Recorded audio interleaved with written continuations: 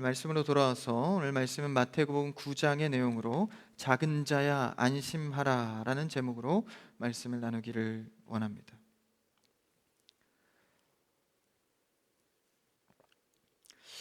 오늘 말씀은 예수님께서 사역하시면서 이 중풍병자를 고치는 장면을 보게 됩니다.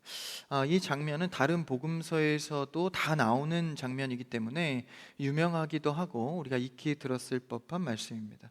근데 오늘 특히 이 말씀을 집중하고자 하는 것은 이 마태복음이죠. 마태의 기술 관점에 의해서 우리가 좀 이 말씀을 보기를 원합니다. 이 크리스찬들이 정의해야 될 몇 가지가 있습니다. 성도로서 말이죠.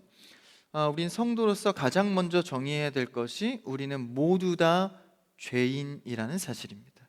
근데 이 사실이 굉장히 불편한 것이 우리는 죄 인식을 이 세상의 사회의 도덕법으로 인식하기 때문에 내가 무엇을 했고 무엇을 하지 않았고에 대해서 죄 인식을 합니다. 그런 도덕적인 죄인식 때문에 기독교에서 말하는 우리 인류 모든 인간은 다 죄인이다 라고 선언하는 것에 대한 굉장한 불편감을 갖게 되죠. 근데 우리가 성경 속으로 들어와서 이 영적인 관점에서 볼 때 우리가 죄인이라는 사실을 깨닫는다면 이 절실한 기독교의 은혜와 그리스도의 구원의 의미가 내 안에 들어올 수 있는 것이죠. 그래서 우리가 첫째 정의해야 될 것은 인류 모든 인간은 죄인이라는 사실입니다. 죄인인 것은 행위의 죄에 대한 부분이 아니라 우리의 본연의 모습, 그러니까 태어날 때부터 이미 죄인으로 태어난다라는 것이죠. 이것은 일찍이 올라가 아담과 하와, 인류의 최초의 인간의 죄성 때문에 인간이 타락한 존재로 바뀌어진 것이죠. 그래서 이러한 죄인의 인식이 영적으로 우리가 들어올 때 사실 우리의 신앙은 시작할 수 있는 것입니다. 이런 관점에서 오늘 예수님께서 중풍병자를 통해서 우리가 죄인이고 또 어떤 구원의 은혜가 필요한지를 선언해 주는 말씀입니다. 그래서 마태의 관점에서 기록된 중풍병자를 고치는 기록이 요점이 몇 가지 있습니다. 이 중풍병자 사건을 통해서 마태는 하나님 나라를 드러내고자 했습니다. 그리고 예수님을 소개하고 그의 영광과 권능에 대해서 알려주고 있습니다. 그러니까 관점이 병든 자를 낫게 해서 응답받았다는 표면적인 관점이 아니라 마태는 예수님을 소개하면서 궁극적으로 하나님 나라에 대한 소개를 하고 있는 것이죠. 그것이 우리의 삶과 어떤 결부가 되어지는지 오늘 말씀을 통해 나누기를 원합니다. 오늘 마태복음 9장인데 그 전에는 뭐가 나오죠? 이 8장의 내용에 예수님께서 귀신을 쫓는 장면이 나옵니다. 우리가 몇 주 전에 다뤘던 말씀이기도 한데 귀신을 쫓으시고 돼지떼에 넣어서 몰살시키는 사건이 나옵니다. 그때 사람들이 이 돼지는 사실 이제 당시의 가축은 제산이잖아요. 그런 좀 여러 가지 불편한 사정들 때문에 예수님 환영받지 못하고 구장으로 넘어와서 배에 오르십니다. 한번 오늘 첫 절 9장 1절을 읽어볼까요? 같이요. 시작.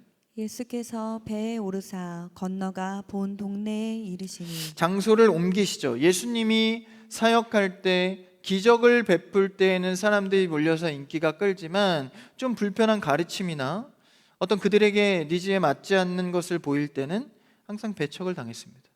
환영받지 못하는 예수님이 본 동네로 이동해서 배에 오르십니다. 예수님이 가장 많이 치유를 한 장소이기도 하고 예수님의 치유 사역의 주 무대이기도 한 본 동네, 여기서의 이 본 동네는 가버나움을 의미합니다. 이 지역으로 다시 돌아와서 이제 제자들과 사람들에게 가르치고 있는 장면입니다. 한번 2절 그 다음 절을 읽어볼까요? 2절 같이요. 시작. 침상에 누운 중풍병자를 사람들이 데리고 오거늘 예수께서 그들의 믿음을 보시고 중풍병자에게 이르시되 작은 자야 안심하라 내 죄 사함을 받았느니라. 이제 예수님께서 장소를 옮기셔서 한 집에 머물면서 사람들에게 말씀을 가르치고 있습니다. 그런데 사람들이 침상에 누운 중풍병자를 침상 그대로 옮겨서 예수님께 데려옵니다. 이 장면에서 담고 있는 이 2절의 내용이 굉장히 많은 내용을 담고 있는데 오늘 핵심 절이 2절이기도 합니다. 침상에 누운 중풍병자, 여기서 말하는 중풍병자는 이제 좀 명확하게 이제 마비된, 그러니까 온몸이 마비되어서 움직이지 못하고 이제 숨만 붙어 있는 상태죠. 이제 오늘날 비슷한 증세가 이제 뇌경색 증세 정도로 볼 수 있습니다. 그래서 이 환자가 전신이 움직일 수 없어서 마비된 상태에서 사람들에 이끌려서 이제 예수님 앞에 오게 된 것이죠. 이 중풍병자와 함께 온 사람들, 오늘 말씀의 이 핵심이 같이 데리고 온 사람들입니다. 이 네 명의 사람인데 우리가 흔히 알고 있기로는 중풍병자의 친구다 정도로 알고 있는데 사실 정확하게는 친구는 아닙니다. 사실 이 중풍병자를 예수님 앞에 데려온 네 사람은 마을 사람인 건 확실해요. 가까이서 그 사람을 보고 사정을 알고 있는 사람들, 근데 교류하면서 가까이 친구처럼 지낸 사람들은 아닙니다. 왜 그러냐면 유대 사람들은 이 공동체 의식이 강했기 때문에 이 마을 사람이라고 한다면 서로에 대한 공동의 책임이 있었습니다. 그래서 다른 집 자녀에 대해서도 이 어려운 상황이 있으면 서로 키워주고, 그리고 또 그 집의 사정을 그 마을 사람들은 서로 다 속속들이 알고 있었습니다.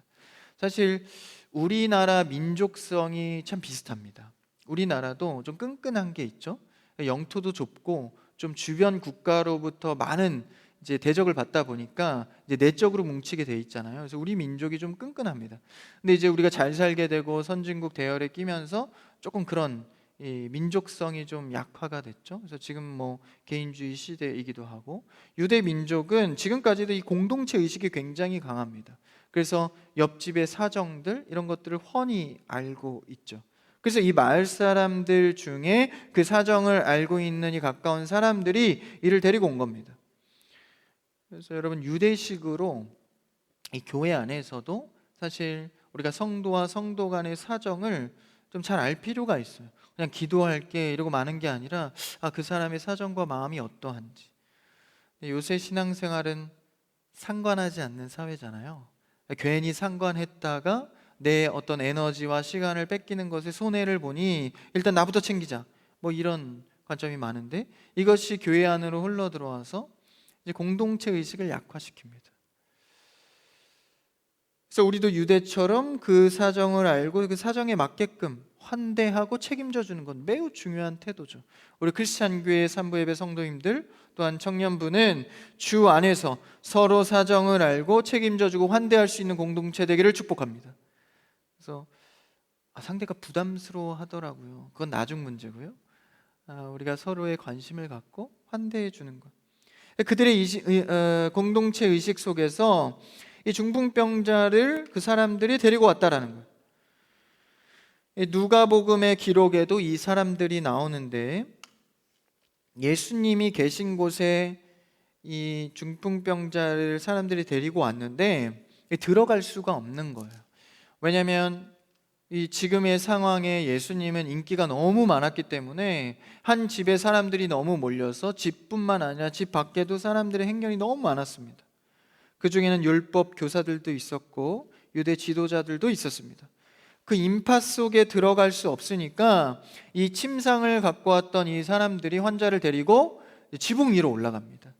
이 당시의 유대식 건물은 이 옥상을 안에서 올라가는 게, 건물 내에서 올라가는 게 아니라 건물 밖에서 이렇게 올라갔습니다. 건물 밖에서 올라가서 지붕에 도착한 거죠. 근데 이들의 의도가 좀 다분해 보입니다.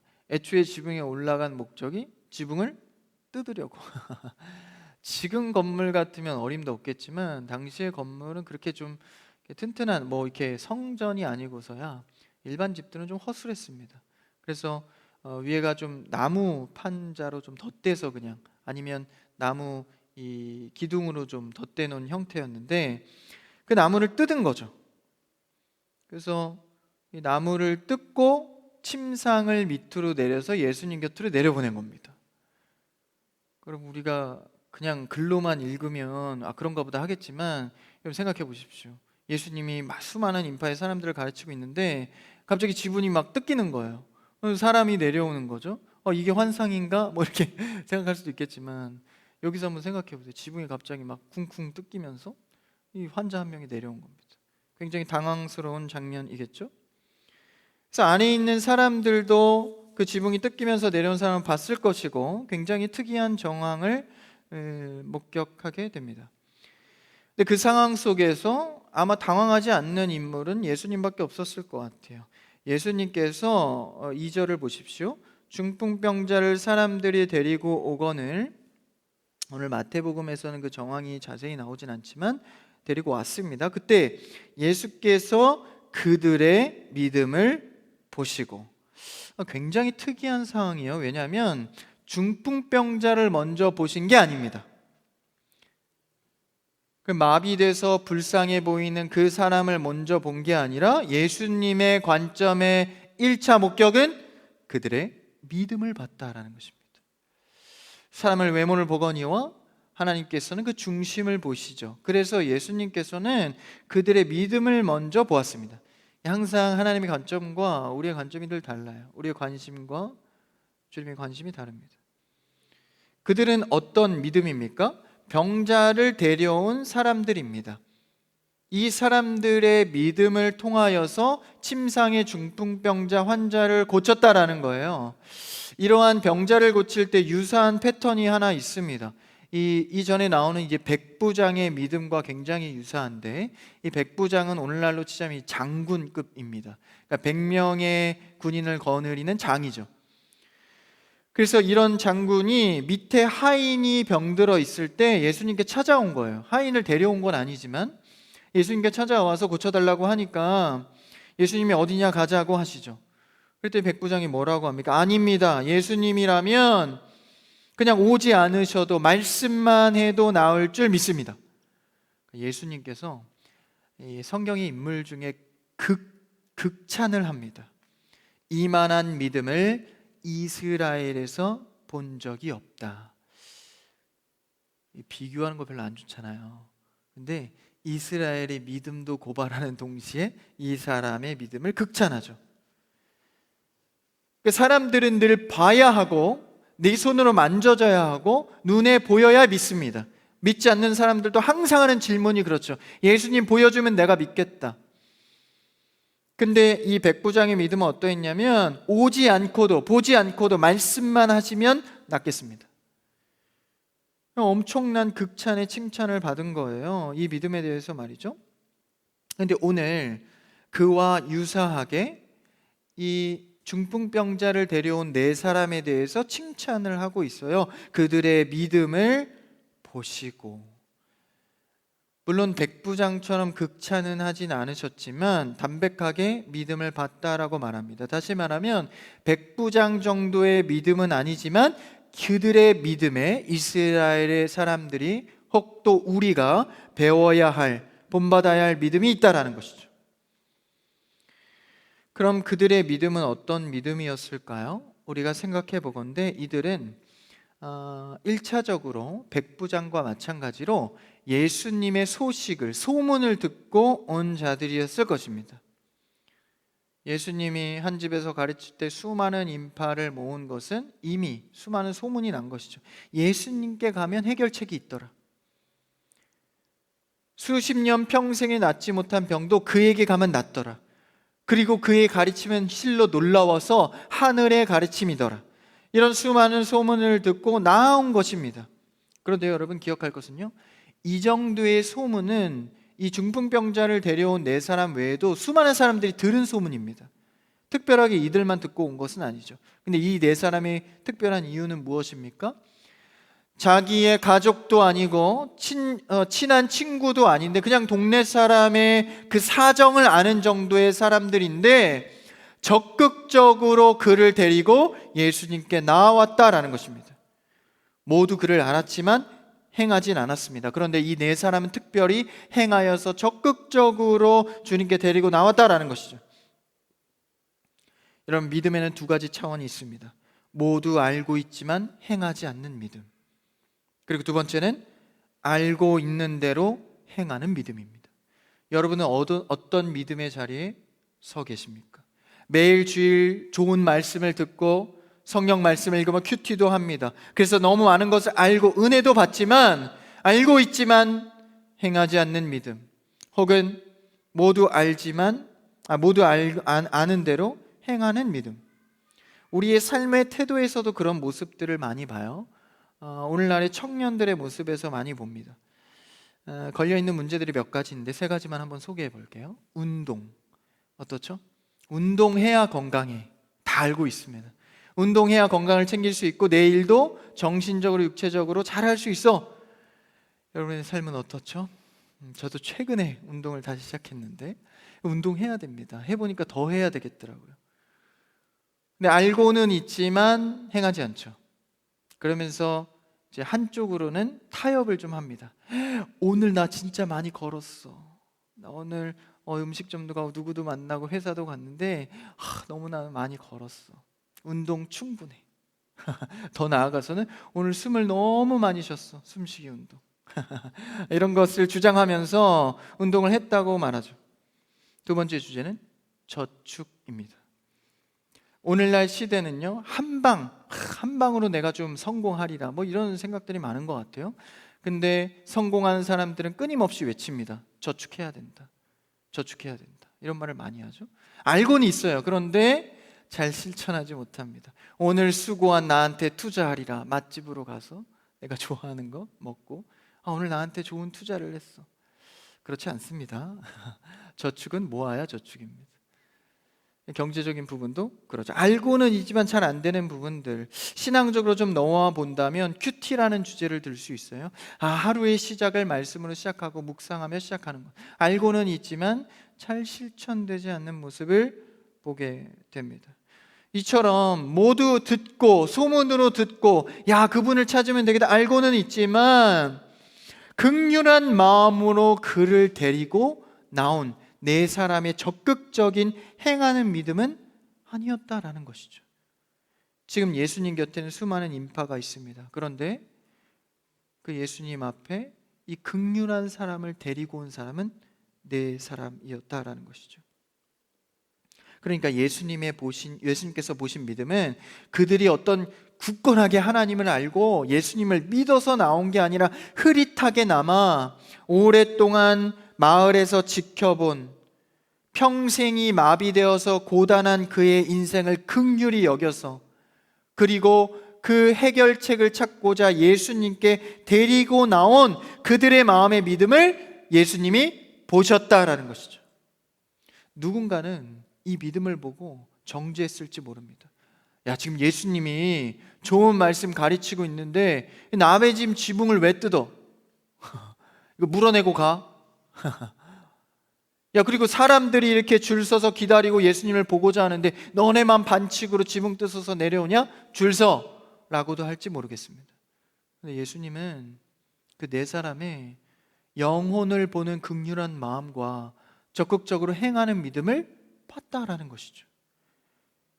여러분, 예수님은 표면적으로 사회적으로 도덕적이고 예의를 차리는 모습을 보는 게 아니라 우리의 마음에 얼마나 영혼을 향한 태도에 긍휼함이 있는가, 그리고 믿음을 실천할 적극성이 있는가, 그것을 보는 것이죠. 산부 예배 모이신 성도 여러분, 그리고 청년 여러분, 우리는 좋은 때에, 젊은 때에 행할 수 있는 믿음이 되기를 주님의 이름으로 축복합니다.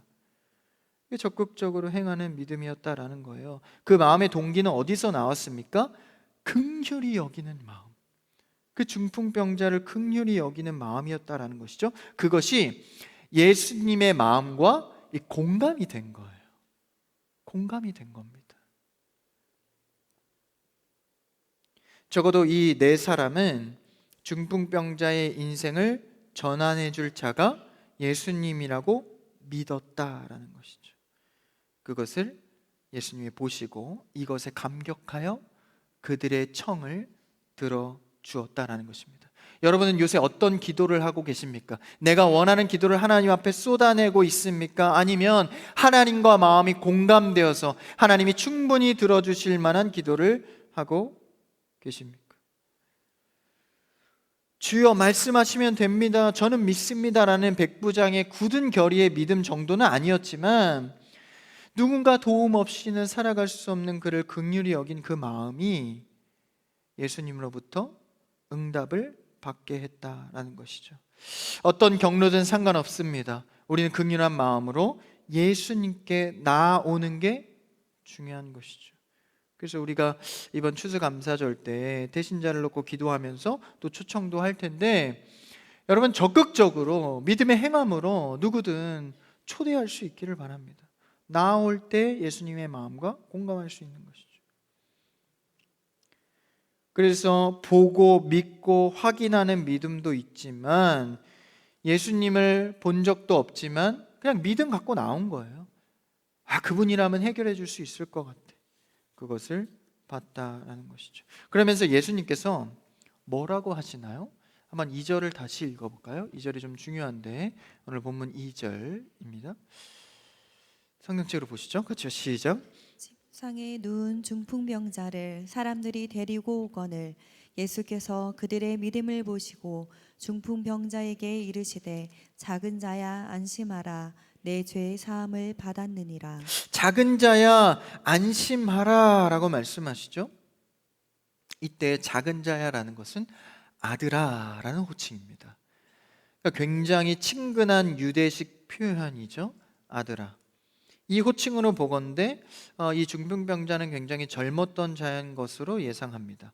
마음대로 혈기가 있고 하고 싶은 것은 얼마든지 할 수 있는 이 나이에 몸이 마비돼서 아무것도 하지 못하는 그 긍휼히 여겨지는 인생을 보고 예수님께서 아들아 라고 부르는 것이죠. 비슷한 장면이 있습니다. 혈류병에 걸린 여인, 무려 12년 동안 가족으로부터 버림받고 사회에서 격리되어서 누구도 치료해주지 않고 받아주지 않는, 그래서 혼자 되어져 버린 12년 동안 이 고독과 혈류병에 걸려서 괴로워하는 이 여인이 예수님께 나와왔을 때 사람들은 질타하죠. 그때 예수님이 입술을 이렇게 첫 마디로 뗍니다. 따라. 그러니까 실제적으로 병을 고치는 게 중요한 게 아니라 12년 동안 소외받았던 그의 마음을 아시고 예수님은 따라라고 환대하고 계시죠. 마찬가지로 온몸이 마비돼서 아무것도 하지 못하는 사람들의 혀나 끌끌 차는 평가를 받는 이 인물이 그래도 이 네 사람이 긍휼한 마음을 갖고 데리고 나왔을 때 이 네 사람과 예수님의 긍휼한 마음이 같이 터치되면 공감이 된 거예요. 예수님이 뭐라고 합니까? 작은 자야, 아들아, 얘야 라고 말씀하고 계시죠. 여러분, 우리를 그렇게 부르십니다. 세상에서 인정받지 못하고 더 높이 올라가야 내가 인정받을 수 있을 것 같은 이 소외감 속에서 하나님은 우리를 그렇게 부르시죠. 아들아, 딸아. 물론 예수님의 기적의 입장에서는, 기적의 응답의 입장에서는 온몸이 풀리고 일어날지어다 라고 고백할 수도 있지만, 먼저 부르신 것은 딸아, 아들아, 작은 자야 라고 부르십니다. 그러면서 뭐라고 하시나요? 내 몸이 풀리고 낫게 되었다가 아니라 2절을 잘 보십시오. 안심하라, 내가 죄사함을 받았다. 이것은 예수님께서 의도적으로 그들에게 가르치고자 하는 선언문과도 같습니다. 그러니까 정말 가장 중요한 것은 몸이 굳고 기적으로 낫게 되고 돈이 없는 사람에게 돈을 주고 떡이 없는 사람에게 떡을 주는 것보다 더 중요한 것은 죄사함의 문제였다라는 것이죠. 원문에 보면 2절 시작에 보라라는 단어가 빠져 있는데, 예수님이 말씀하실 때, 그러니까 보라, 내가 죄사함을 받았다 이렇게 말씀하시는 것이죠. 이 보라라는 이 단어는 공식적인 선언을 할 때 쓰는 예수님의 표현 방식입니다. 그러니까 의도를 갖고 있는 거예요. 그러니까 예수님 사역 속에는 세상과 부딪히면서 내가 이 땅에 무엇을 위해 살아가고 왜 이 땅에 왔는지 근본적인 것에 대해서 예수님께서 공개하며 시작하고 있는 것이죠. 그러니까 실제적으로 9장이 예수님의 사역의 본격적인 시작이거든요. 그러니까 중풍병 환자를 통해서 예수님이 이 땅 가운데 왜 오셨고 우리가 어떤 인생을 살아야 하는지를 공개하고 있는 겁니다. 그런 정체성을 소개하면서 치유 사건을 하고 계신 것이죠. 그래서 우리가 인식해야 될 것, 바로 죄의 문제. 우리 이 땅에 인류에 태어난 동시에 죄인으로 왔다라는 것이죠. 이때 한 이 서기관을 통하여서 대화가 시작됩니다. 3절을 읽어볼까요? 그 다음 절 3절 시작. 어떤 서기관들이 속으로 이르되 이 사람이 신성을 모독하도다. 서기관들이 이 장면을 보면서 속으로 얘기합니다. 예수님 다 아셨겠죠? 이 사람이 신성을 모독하고 있다. 이 사람이 누구죠? 바로 예수님입니다. 왜냐하면 당시 유대인들은 죄를 사하는 권한이 하나님께만 있다고 믿었습니다. 그러니까 갑자기 나타난 선지자라고 얘기하는 예수님이 죄 사함을 받았다라고 죄에 대해서 죄 사함에 대해서 권한을 갖고 얘기하니까 당연히 신성 모독이라고 평가하는 거죠. 죄 사함의 권한은 한 분 하나님밖에 없으니까. 그럼 예수님 뭐 한 겁니까? 예수님 자신이 하나님이라는 사실은, 성부, 성자, 성령의 삼위일체 하나님이라는 사실을 천명하고 있는 것이죠. 이때 정통 유대인인 그들이 얼마나 이 마음에 분개함이 있었겠습니까? 감히 하나님을 모독해서 자신이 하나님인 것처럼 행하고 있구나 라고 생각한 거죠. 이때 예수님이 이렇게 말씀하십니다. 4절 읽어볼까요? 4절 시작. 예수께서 그 생각을 아시고 이르시되 너희가 어찌하여 마음에 악한 생각을 하느냐. 이 마음을 훤히 아셨습니다. 아시고 말씀하는 것이죠. 그러니까 중풍병자를 데려온 4명의 믿음을 보고 공감해서 고쳐줬고, 그리고 또 그들의 생각을 아시고, 원문에 보면 보셨다라는 거예요. 그게 더 정확합니다. 그들의 믿음을 보시고 라는 거죠. 그러니까 대비가 되는 거예요.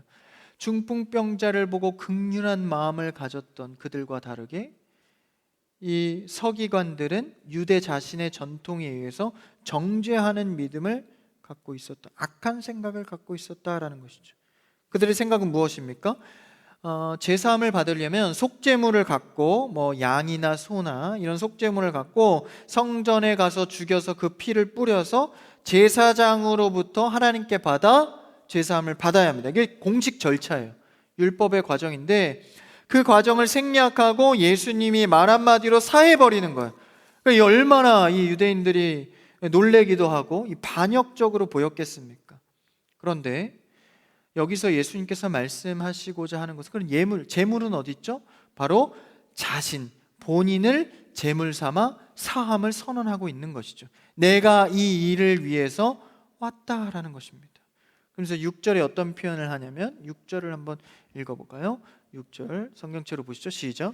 그러나 인자가 세상에서 죄를 사하는 권능이 있는 줄을 너희로 알게 하려 하노라 하시고 중풍병자에게 말씀하시되 일어나 내 침상을 가지고 집으로 가라 하시니. 6절에 이 죄사함의 문제에 대해서 논하시고 그 뒤에 고쳐주십니다. 여러분, 우리가 하는 기도의 수많은 제목들이 무엇입니까? 주님, 이거 고쳐주세요. 낫게 해주세요. 이거 얻게 해주세요. 갖게 해주세요. 이런 기도는 수두룩하게 하나님 앞에 고하는데 이 죄의 문제에 대해서 하나님과 공감하지 않는다라는 것이죠. 6절에 인자가라고 할 때는 항상 자신의 몸을 들여서 십자가의 사역을 염두한 고백입니다. 죄사하는 권능을 가지고 있다고 말씀하시면서 너희들의 죄를 사하려 왔다라는 거예요. 하나님의 아들로서 인간의 몸을 입고 오셨다. 그러면서 죄사함과 동시에 완전한 몸의 치유를 중풍병자에게 명하시고 집으로 돌아가라 하시죠. 그 말이 무엇입니까? 내 침상을 내가 스스로 가지고 집에 돌아가라, 낫게 해주신 것이죠. 궁극적으로는 뭐예요? 죄사함의 권능. 한번 7절 8절을 동시에 같이 읽어볼까요? 7절 시작. 그가 일어나 집으로 돌아가거늘 우리가 보고 두려워하며 이런 권능을 사람에게 주신 하나님께 영광을 돌리니라. 이런 권능이 어디서부터 나왔어요? 예수님께로부터 나왔는데 사실 8절은요, 원문에 맞게끔 직역을 하면 이런 권능을 사람들에게 주신 하나님께 영광을 돌린다. 원문은 사람들에게로 되어 있거든요. 그러니까 정확히 말하자면 이 사람들은 머리 대신 예수 그리스도가 있는 교회를 뜻합니다. 그러니까 예수님께서 죄사함의 권세와 권능을 우리에게도 주셨다라는 거예요. 하나님의 백성으로서 말이죠. 그러니까 주기도문에 보면 우리가 우리의 죄를 사해 준 것 같이 우리의 죄를 사해 주십시오, 이렇게 고백하잖아요. 그 권능을 우리도 받았다라는 거예요. 어떤 능력입니까? 어떤 권능입니까? 우리가 중풍병이 나아지고 돌이 떡이 되게 하는 권세가 아닌 먼저 준 권능은 뭐예요? 십자가의 대속으로 인자의 백성으로서 사해주는 능력. 그러니까 여러분, 교회의 첫째 되는 권능은 서로 용서하고 서로 이해하고 서로 배려하고 사랑하는 권능이 우선되어져야 한다라는 거예요. 그러니까 여러분, 교회의 원리, 성도의 원리는요, 내가 주님 뭐 갖고 싶습니다, 뭐 낳고 싶어요, 뭐 해결되기 원합니다. 그 우선에 가져야 할 것이 죄사함입니다. 주님, 내가 그를 주의 사랑으로 용서하기 원합니다. 주님께서 나를 죄사하셔서 생명의 자리로 옮겼듯 내가 그 복음을 붙들고 나아가기 원합니다. 그러니까 네 사람에게 이 긍휼이 있었다고요. 그래서 죄사함의 능력을 우리는 이제 받았으니 서로 용서하고 이해하는 하나님의 용서가 흘러 넘쳐야 한다라는 것입니다. 예수님이 자신을 십자가에 죽이시고 선언해 주신 권세가 바로 서로 용서하고 사랑하라는 실천입니다. 여러분은 기도의 언어 속에서 무엇을 간구하고 계십니까? 어떤 권한을 욕심내고 계십니까? 이 땅에서 배부르고 잘 살고 소위 말하는 물질과 능력과 권세에 취해 있습니까? 아니면 십자가의 가치 속에서 내가 영혼을 긍휼히 여기고 그 영혼을 용서해주고 이해하는 데에 기도의 언어를 쓰고 계십니까? 우리를 참된 집으로 돌려보내기 위해 8절에 보면, 7, 8절에 보면 집으로 돌아가죠. 참된 집으로 돌려보내기 위해서 사해주고 낫게 해주신 예수님의 능력. 여러분, 기독교는요, 세력을 만들고 세상을 휘어잡을 힘이 있는 십자가 종교가 아닙니다. 십자가의 영광은 긍휼히 여기고 죄를 사해주며 이해하고 참아주는 것입니다. 여러분, 우리는 하나님의 영광, 하나님의 뜻, 나라를 이루기 위해 사랑하고 또 사랑하십시오. 참아주고 또 참아주십시오. 예수님이 이것을 어디까지 했습니까?